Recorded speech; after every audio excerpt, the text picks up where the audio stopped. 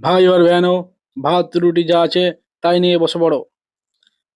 প্রথমে ট্যাংরা মাছগুলো সুন্দর করে ধুয়ে নেব।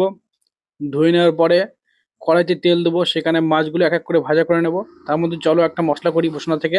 তো মিক্সিতে আদা রসুন আর লঙ্কা একটা পেস্ট করে নেবো। ওই তেলে দিয়ে দেবো পেঁয়াজ কুচি, ক্যাপসিকাম কুচি, যে পেস্টটা করলাম সেই পেস্ট দিয়ে দেবো। জিরে গোল বেটে নেবো, ওটা আলাদা করে রেখে দেবো সাইডে। সেখানে দিয়ে দেবো টমেটো, একটু বাটার, একটু হলুদ আর একটু চাট মশলা দিয়ে এটা ভালো করে কষিয়ে নেব। পরিমাণ মতো লবণ দেবো, হলুদ দেবো, দিয়ে পরিমাণ মতো জল দিয়ে এটাকে ঢেকে রাখবো। তো এরপরে যখন এটা ফুটবে তখন মাছগুলো এক এক করে ছেড়ে দেবো। আবার কিছুক্ষণ ঢেকে রাখবো। স্বাদ মতো দিয়ে দেবো চিনি। এরপর যে মশলাটা করে রাখলাম ওই মশলাটা দিয়ে দেবো, দিয়ে ঢেকে রাখবো। দিয়ে এই ঘুগনি মশলাটা উপর দিয়ে ছড়িয়ে দেবো।